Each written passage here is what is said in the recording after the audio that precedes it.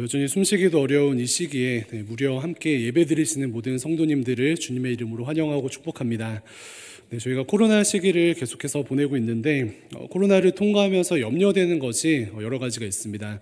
코로나를 통과하며 코로나가 끝났을 때에 어떠한 일들이 좀 벌어지겠다, 어떤 좀 잔해물들이, 어려움들이 남아있겠다라는 염려가 이렇게 드는데요. 여러 가지 염려 가운데 그 중에 염려되는 것 중에 하나는 바로 관계 붕괴, 이것이 염려가 됩니다. 무엇이 염려됩니까? 관계 붕괴가 염려됩니다. 최근에도 그 광주 아파트 붕괴로 인하여서 많은 근심이 있는데요. 우리의 삶 가운데 어떤 붕괴를 생각할 때 먼저는 어떤 관계의 붕괴를 염려하게 됩니까? 이웃과의 관계 붕괴가 먼저는 염려가 됩니다. 저희가 코로나를 통과하면서 이웃과의 관계 붕괴가 염려되는 두 가지 측면이 있는 것 같은데요. 먼저는 물리적으로 떨어져 있으니 눈에서 멀어지면 마음에서 멀어진다고 하죠. 위드 코로나도 되고 나서 여전히 우리가 이렇게 조금씩은 모일 수 있지만 떨어져 있는 이 상황 가운데 물리적으로 떨어져 있는 모든 관계들이 소원해지지 않을까라는 염려가 듭니다.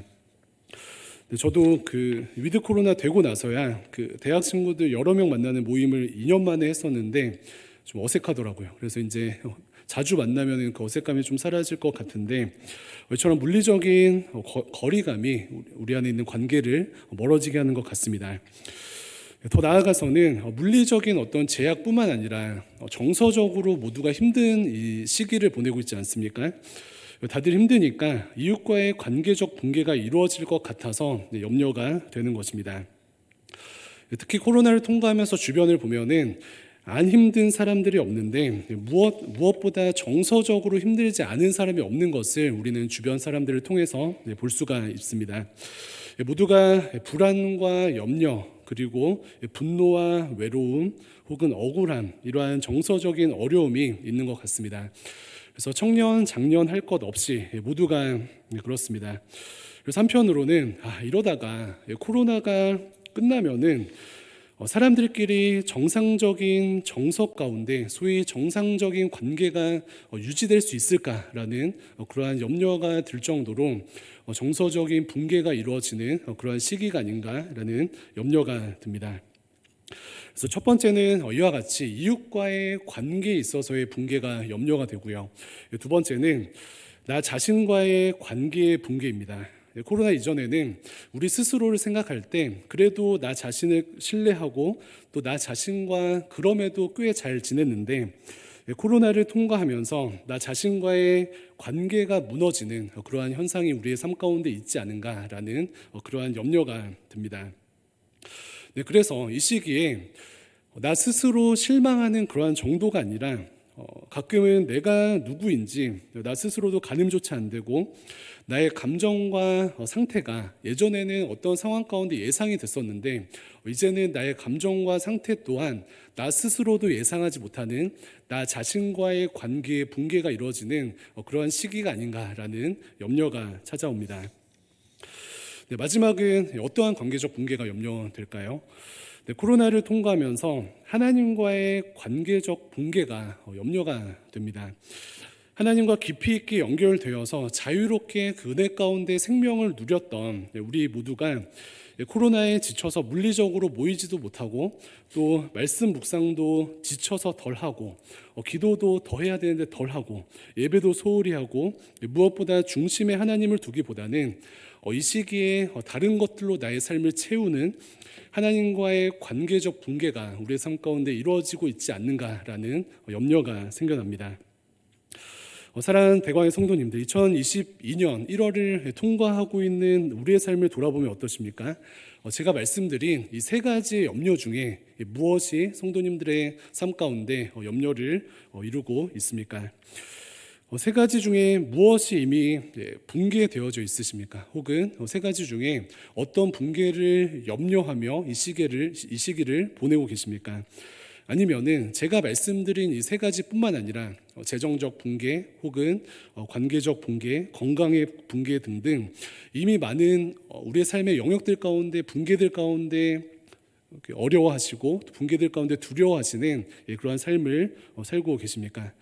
네, 그래서 무너진 삶 속에서 좌절하며 하루하루를 보내시는 성도님들 계십니까? 네, 오늘 예배를 통하여서 하나님께서 회복을 주시기를, 회복을 여러분들의 삶 가운데 허락해 주시기를 주님의 이름으로 축복합니다.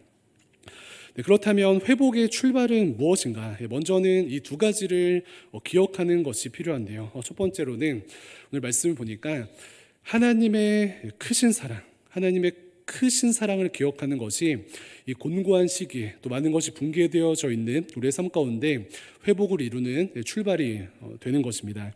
오늘 본문 말씀 중에 7절과 8절 두 절을 함께 한 번 더 읽어보도록 하겠습니다. 이사야서 54장 7절과 8절입니다. 시작. 내가 잠시 너를 버렸으나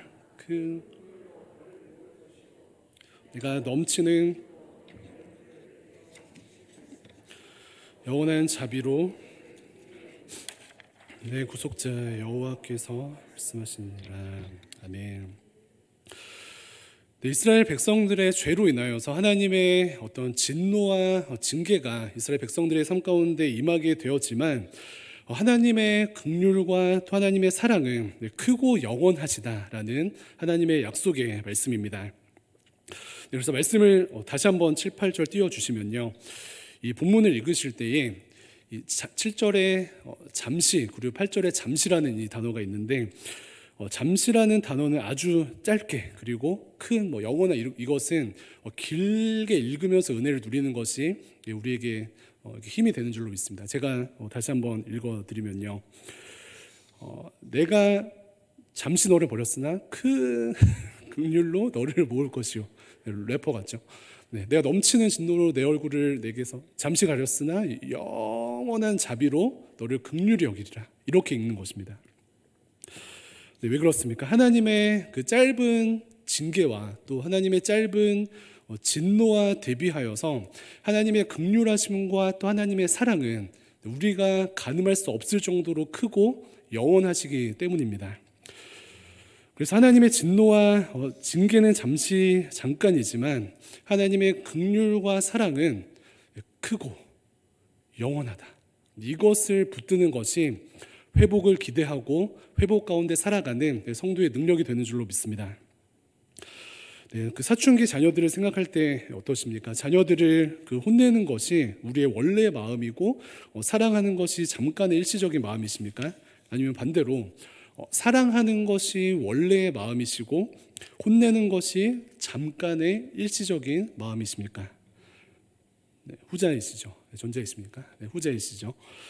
저도 예전에 자주 나눴었는데 중3 때 좀 나쁜 짓을 한 게 있어서 아버지께서 이제 야구 방망이로 때리셨는데 엎드려서 한 10대 정도 맞았습니다. 근데 그 순간이 막 기억이 나는데, 거실에서 이제 소파에 엎드려서 맞는데 10대를 때리시는데 너무 살살 짧게 때리시더라고요. 10대 너무 살살 짧게 때리셔서 어머니께서 처음에는 이제 아이고 막내 아들 죽는가 보다 하고 이렇게 염려하시면서 이제 안절부절 못 하시다가 나중에는 저렇게 살살 때려서 교육이 되나 싶을 정도 안절부절 못 하시는 그러한 이제 모습이 있었는데, 그 전년도에 이제 형한테 맞을 때 배드민턴 채가 부러질 정도로 맞았는데, 부모님의 마음이 이런 것 같습니다. 큰 사랑 가운데 징계와 진노는 짧게 하는 것, 이것이 부모님의 마음이 아닌가라는 생각이 듭니다. 하나님께서도 백성들을 향해 징계하실 때에 잠시 그리고 잠깐 징계하실 수는 있지만 그 징계에 성도들이 집중하는 것이 아니라, 그 하나님의 진노에 집중하는 것이 아니라 무엇에 집중합니까? 크신 하나님의 사랑, 영원하신 하나님의 사랑, 이것에 집중하여서 하나님과의 관계를 이루어 나가는 것이 회복을 이루는 성도들의 능력이 되는 줄로 믿습니다. 그리고 이 사랑, 크신 하나님의 사랑과 영원하신 사랑을 기억하게 될 때에 하나님께서 예비하신 성도님들의 삶의 회복이 이루어질 줄로 믿습니다. 또 그 10절 앞부분에 보시면은 산들이 떠나가고 언덕들은 옮겨질지라도 하나님의 자비는 우리에게서 떠나지 않으신다라는 그러한 말씀을 하고 계시는데요. 이 10절 앞부분을 생각을 하면 어떻습니까? 산들이 떠나가고 언덕들은 올라갈지라도 하나님의 사랑은 변하지 않는다. 그래서 우리가 직관적으로 무엇을 생각하면 됩니까? 하나님의 사랑은 그냥 영원하시는구나. 하나님의 사랑은 변치 않으시는구나라고 생각할 수 있습니다. 그래서 신내동을 이렇게 돌아다니시다가 봉화산이 딱 보이시면 어떤 생각을 하십니까?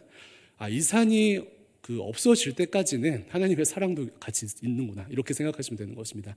그리고 봉화산역을 갈 때 이제 불암산이 보이는데, 불암산이 없어지기 전까지는, 내 눈에서 불암산이 사라지기 전까지는 하나님의 사랑도 여전히 나의 삶 가운데 임하시는구나, 이 사실을 붙드는 것이 성도의 능력이 되는 줄로 믿습니다.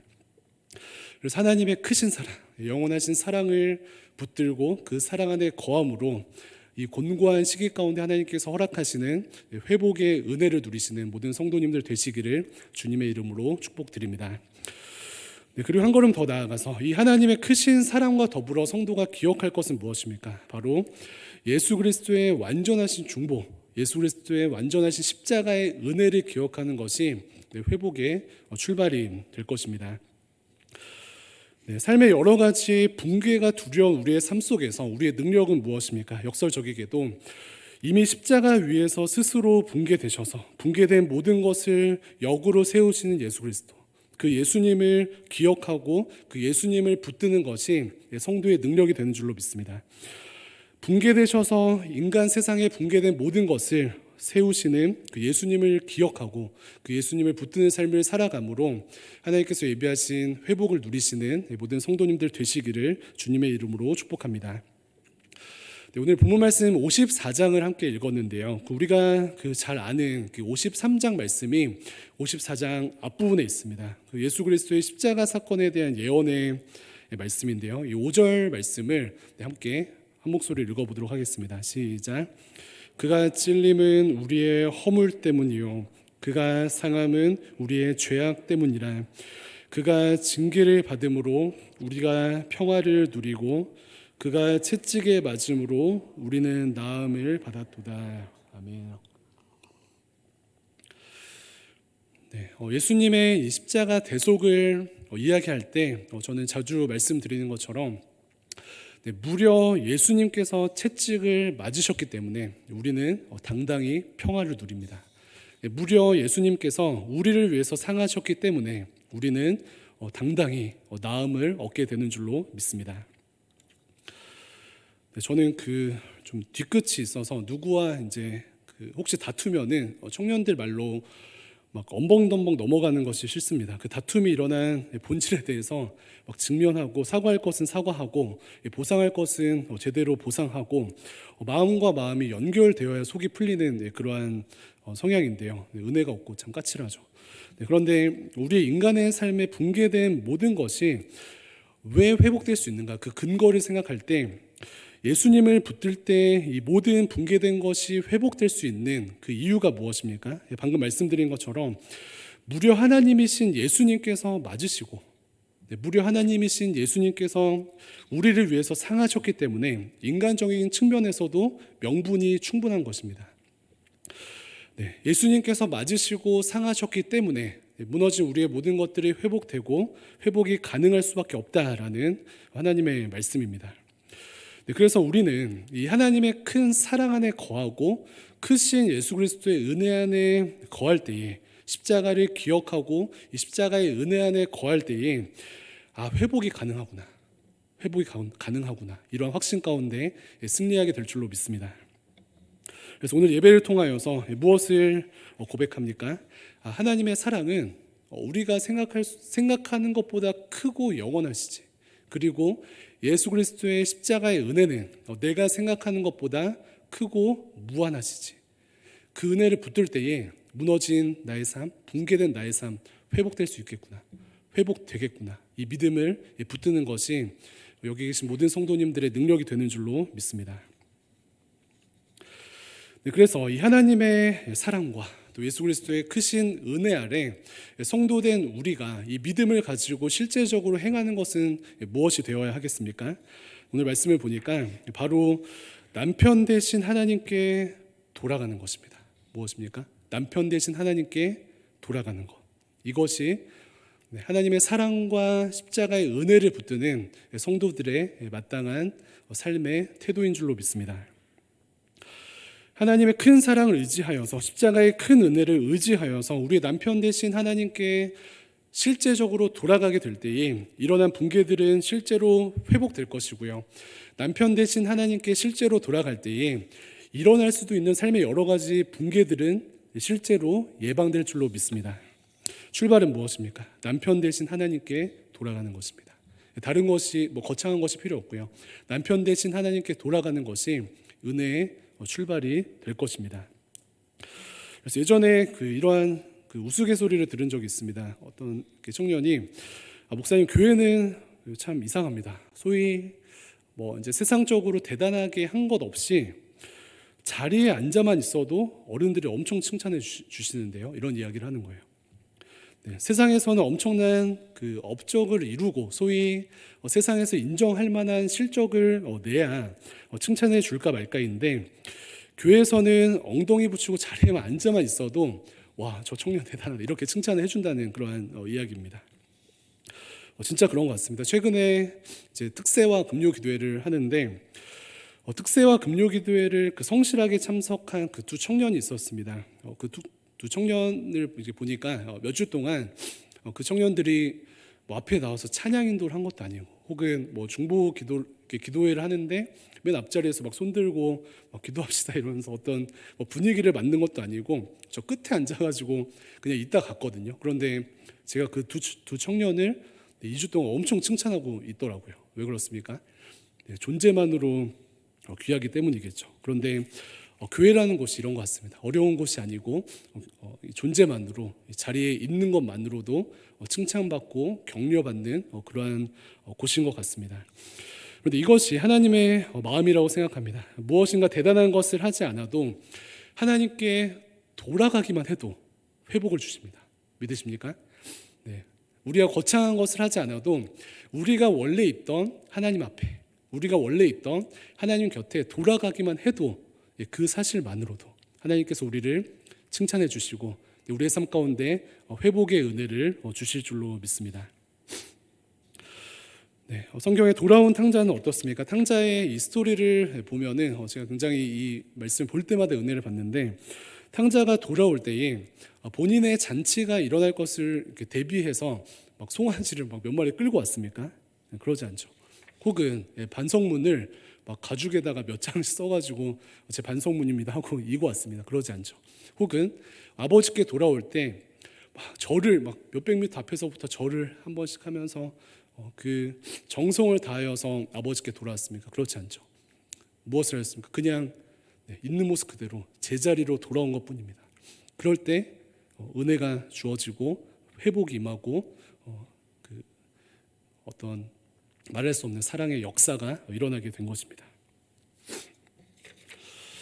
네, 사랑하는 대광의 성도님들, 하나님께 돌아가는 것, 하나님과 연결되었던 원래 그 자리로 돌아가는 것 자체가 회복의 열쇠가 되는 줄로 믿습니다. 이 은혜를 붙드시고 매일매일 하나님과의 그 관계 가운데 제자리로 돌아가셔서 승리하시는 모든 성도님들 되시기를 주님의 이름으로 축복드립니다. 네, 그런데 이렇게 말씀드릴 때에 몇몇 분들은 좀 의아해하시면서 아니 목사님 좀 예배 잘 드리잖아요 라고 이제 말씀하시는 분들도 계실 수 있습니다. 수업 시간에 이제 교수님들께서 결석한 학생들이 많으면은 성실하게 출석한 학생들을 데리고 막 이제 잔소리를 하시죠. 네, 그러나 한 가지 우리가 깊이 있게 생각해 볼 것은 무엇입니까? 저를 포함하여서 물리적으로 우리가 예배의 자리에 있다고 해서 모두가 하나님과 진실되게 연결된 것이 아닐 수 있습니다. 신앙 고백을 잘하고 겉으로 어떤 신앙적 행동을 잘한다고 해서 하나님과의 좋은 관계를 증명하는 것은 아닙니다. 우리가 물리적으로 하나님 앞에 나와 있는 것을 뛰어넘어서 우리는 우리의 삶 가운데 무엇을 질문해 보아야 합니까? 마음속 깊은 곳에 나 자신에게 질문해 보아야 합니다. 나는 신랑 되신 하나님을 중심에 모시고 매일 하나님께 돌아가는 그러한 삶을 살고 있는가? 아니면 겉으로는 쇼윈도 부부처럼 마치 좋은 신앙을 가지고 있는 것처럼 치장은 잘하지만 뿌리 깊은 곳에는 지독히 나 자신을 위한 신앙으로 가득 차 있는가? 우리 자신에게 질문해 보아야 할 줄로 믿습니다. 이스라엘 백성들처럼 꾸며낸 겸손, 자기를 위한 금식, 이러한 외식으로 가득하여서 진심조차 연기하는 그러한 삶을 살고 있지는 않는지 예배에 참석한 우리조차도 핑계댈 수 없이 하나님 앞에서 이 질문을 행해야 할 줄로 믿습니다. 최근에 그 95년 상품 백화점 붕괴 사건이 재조명되었는데요. 특별히 상품 백화점 어떻습니까? 그 붕괴되기 전에는 그 위험이 대단했습니다. 그러나 그 사고가 보여주듯이 건물이라는 것은 겉으로 어떤 장식을 하였는가, 겉으로 얼마나 높은가, 혹은 얼마나 좋은 땅에 건물이 들어섰는가는 사실 그다지 중요하지 않은 것 같습니다. 그보다 중요한 것은 무엇입니까?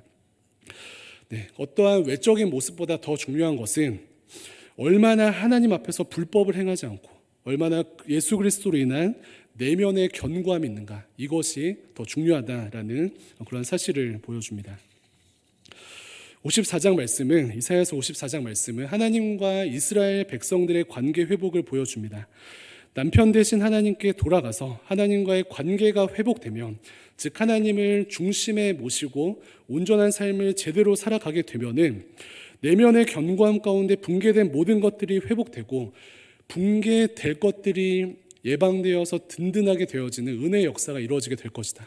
주님께서 약속하시는 줄로 믿습니다.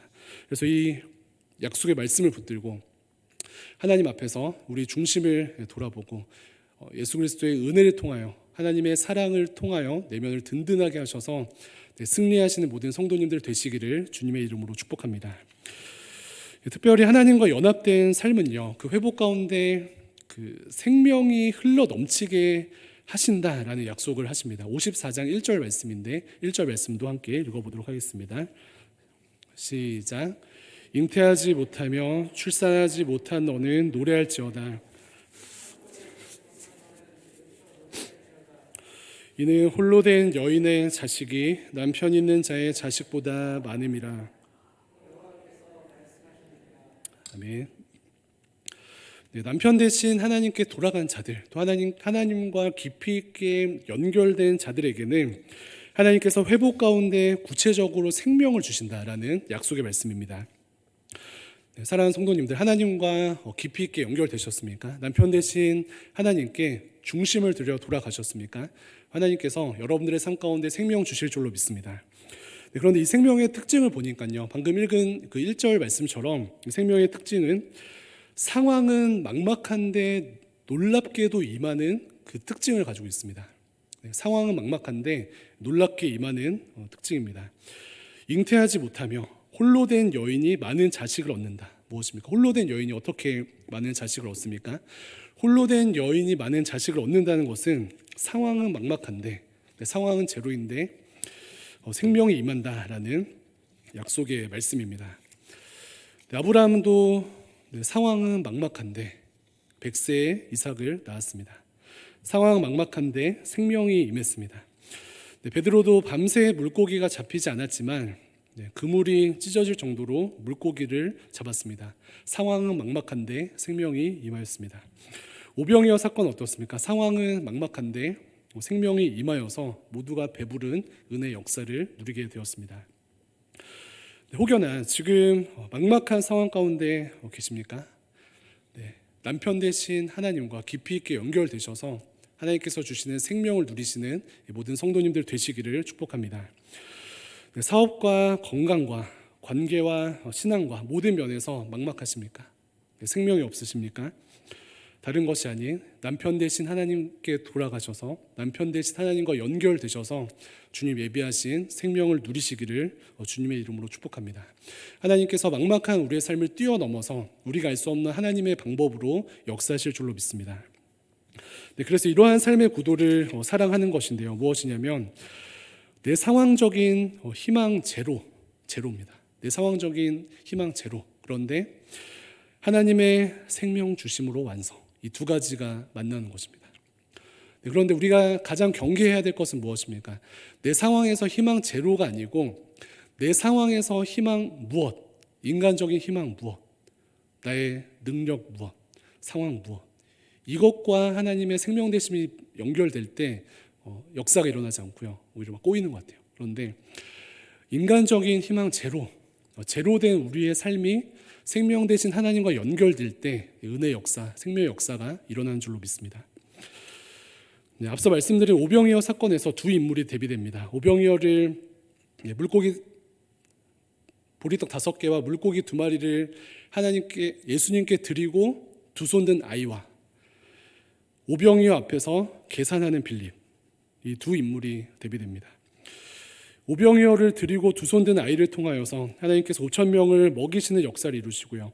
오병이어를 가지고 계산하는 빌립은 하나님 역사의 뒷전에 서는 것을 우리는 말씀을 통해서 보게 됩니다.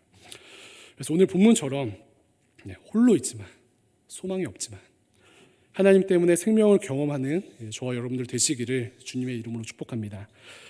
가정과 직장과 교회 모든 곳에서 소망 없지만 나의 소망 제로이지만 생명 되신 하나님 때문에 이 두 개가 연결되어서 하나님께서 예비하신 어떤 은혜의 역사, 생명의 역사, 회복의 역사가 우리의 삶 가운데 일어나기를 간절히 소망합니다.